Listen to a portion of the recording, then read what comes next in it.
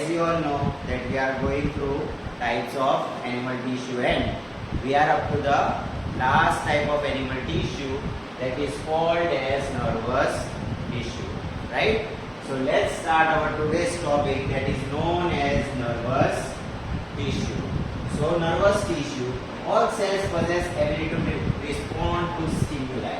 मतलब सारे के सारे सेल्स जो होंगे हमारे बॉडी के अंदर वो सारे के सारे स्टिमुलाई को रिस्पॉन्ड करेंगे, right? But however the cells of nervous tissue मतलब nervous tissue के अंदर जो cells present होंगे वो highly specialized होंगे, इसके अंदर for being stimulated and then transmitting it very rapidly from one place to another. मतलब सबसे highly specialized cells nervous tissue के पास होते हैं which respond to the stimuli and it very rapidly transfers or transmit the message from one place to the another. कौन से sales कहते हैं? वो नर्वस टिश्यू के पास जो सेल्स प्रेजेंट होंगे they are highly specialized for being stimulated and then transmitting it very rapidly. बहुत ही ज्यादा स्पीड में वो ट्रांसमिट करते हैं from one place to another, right? This is about nervous cells. Nervous tissue के अंदर जो सेल्स प्रेजेंट होंगे उसके बारे में, राइट? अब नर्वस टिश्यू कहाँ प्रेजेंट होते हैं? द ब्रेन के अंदर, स्पाइनल कॉर्ड के अंदर भी प्रेजेंट होते हैं and nerves are all composed of nervous tissue. मतलब वो किससे बने होते हैं? नर्वस टिश्यू से बने हुए होते हैं. कौन कौन सी चीजें है वो? They are first one is brain, second one is spinal cord and third one is nerves, right? The brain, spinal cord and nerves are all composed of nervous tissue. कौन-कौन सी तीन चीजें हैं? First one is the brain, second one is the spinal cord and the third one is the nerves, right? The cells of these tissues are called. अब nervous tissue के पास जो cells present होंगे उसे क्या बोलेंगे? Nervous cells. They are called as nerve cell और neuron. इसका नाम क्या है? न्यूरॉन भी. नर्वस टिश्यू के पास जो सेल्स प्रेजेंट होंगे हम उसको क्या क्या बोल सकते हैं? उसको हम बोल सकते हैं नर्व सेल भी बोल सकते हैं और उसको हम न्यूरॉन भी बोल सकते हैं. क्या बोल सकते हैं? तो नर्व सेल भी बोल सकते हैं या फिर न्यूरॉन भी बोल सकते हैं, right? This is the nerve. Here you can see the figure of the nerve. This is the figure of the nerve. Now this is neuron, nerve cells or neuron. This is how the nervous tissue cells look like, right? Now neuron consists of a cell body within nucleus and cytoplasm. Neuron, this one is a neuron, and this one is the cell body, which includes nucleus and the jelly-like substance that is known as cytoplasm. मतलब dendron के cell body के अंदर क्या क्या present होगा?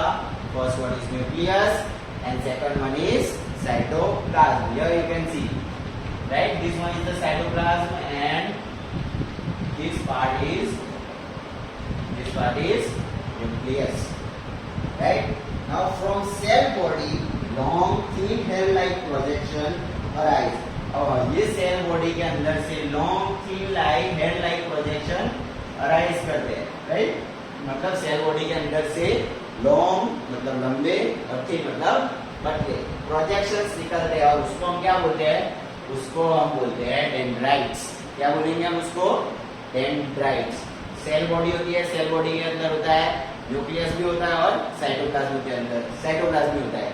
फिर cell body के अंदर से लंबे और पतले क्या निकलते हैं? प्रोजेक्शंस निकलते हैं. Then they are called as dendrites बोलते हैं हम उसको. क्या बोलते हैं हम उसको? Dendrites, right? Now we have finished this. We have finished also dendrites. Now each neuron has single long part called an axon. Each मतलब हर एक न्यूरॉन के पास ऐसा एक क्या बोलेंगे उसको? Long part. This one is the long part and this part is called as axon. What it is called as axon. And in the end, here you can see, and here is the nerve ending. मतलब यहाँ पर nerve end कर देता है. मतलब nerve cell जो होता है उसकी ending प्रेजेंट होती है. Here this is known as nerve ending. First neuron की बात करते हैं हम। न्यूरॉन को क्या बोलेंगे? नर्वस टिश्यू के पास जो सेल्स प्रेजेंट होंगे हम उसको न्यूरॉन भी बोल सकते हैं या नर्व सेल भी बोल सकते हैं। So this is the nerve cell diagram और the neuron diagram. So first we will study about cell body. Cell body के पास क्या क्या होता है? उसके पास होता है first one is nucleus and second one is cytoplasm. अब सेल बॉडी के अंदर से लंबे और पतले हेयर लाइक प्रोजेक्शंस निकलते हैं। Long and thin hair like projections arise from the cell body and they are called as dendrites। उसको हम क्या बोलेंगे? They are called as dendrites। हम उसको dendrites बोलेंगे। फिर हर एक न्यूरॉन के पास एक लंबा सा पार्ट प्रेजेंट होता है, that is known as axon. उसके बाद क्या होता है? That is known as axon. और जहां पर हमारा ये न्यूरॉन एंड करता है that is known as nerve ending, right? तो हमारा ये क्लियर हो गया। नर्वस टिश्यू क्या है? नर्वस टिश्यू के सेल्स के क्या बोलेंगे हम उसको? नर्व सेल भी बोल सकते हैं या नर्व न्यूरॉन भी बोल सकते हैं। उसमें रहता है सेल बॉडी। सेल बॉडी के अंदर है साइटोप्लाज्म, न्यूक्लियस, डेंड्राइट्स होते हैं, उसके पास एक्सॉन होता है और उसके पास नर्व एंडिंग भी प्रेजेंट होती है, right? We have completed how the nerve cells look and how it function. An individual nerve cell may be up to a meter long। मतलब इंडिविजुअल नर्व सेल, जो ये नर्व सेल आपको दिख रहा है वो कितने, उसका साइज कितना होगा? मीटर लॉन्ग हो सकती है उसकी साइज, राइट?